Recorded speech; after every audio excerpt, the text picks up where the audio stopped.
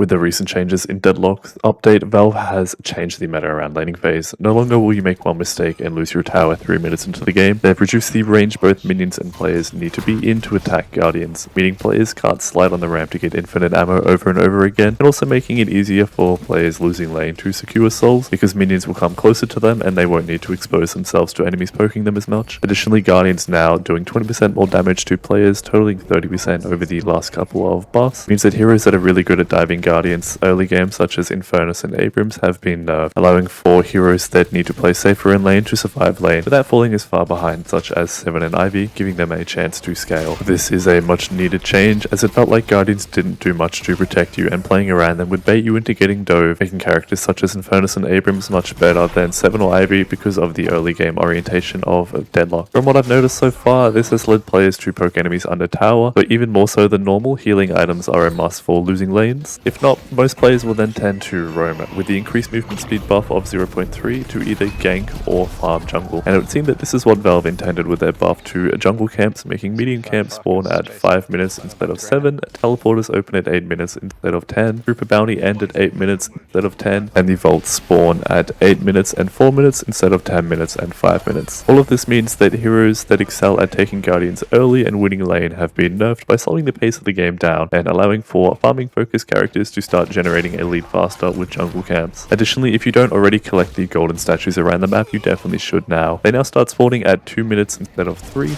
upgrade into a level 2 at 10 minutes instead of 15, and they now have an additional tier 3 upgrade at 25 minutes. These might not seem significant, and individually it's not, but over the course of the game, these permanent buffs really add up, especially because people are going to unlock flex slots much slower than they used to and will likely struggle for slots, so having permanent buffs that don't need slots is amazing. Now, take this table with a big grain of salt, because items in this game don't just give you one stat, and things such as cooldown reduction you can only get from certain items and give you more overall damage than flat damage because you can use your abilities faster. But for characters such as Bebop or Talon that will be struggling for spirit slots early, getting the extra spirit or cooldown reduction from the golden statues will be huge for them because they won't have to rely on having extra slots, and with the recent changes that Valve has made, they're going to struggle for slots even more than they used to. Additionally, you can also now get golden statues by delivering the urn, and the urn bounty has been increased by 15%. Giving this objective even more value than it already had. But thankfully, they've also revealed the urn runner on the map, meaning you can no longer hide and wait until the enemy gets bored of waiting and leaves to then deliver the urn. Additionally, you can also now heavy melee the urn runner so that they drop the urn, meaning characters like Bebop, who can hook you and uppercut you, are great at stealing the urn.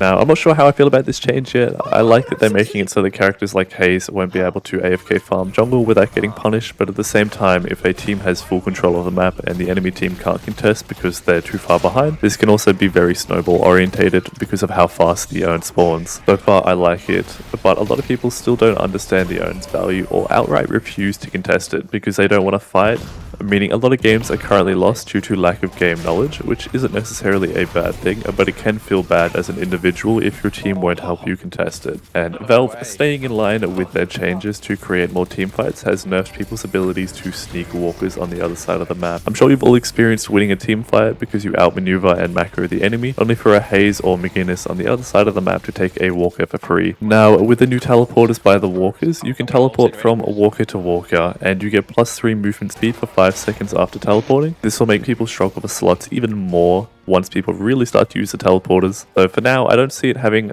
too much of an impact in lower elos due to game knowledge, but I am curious in a couple weeks when people start using them if Valve will start to make it easier for players to get flex slots mid-game. This also means you're heavily rewarded for macro now. If you defend your Guardians and Walkers and manage to take the enemies, even if they end up with a lead, they won't be able to buy any items, and currently a lot of players rely on following builds to the letter. So if they're forced to buy items that aren't in their build or in the correct order, some of them will start to struggle, giving you a big advantage. Let me know what you think of this patch in the comments and which hero you think will benefit the most from recent changes. Personally, I've started playing Bebop and he feels amazing now that I can roam without losing my Guardian even when I push the wave in. Thanks for watching and subscribe.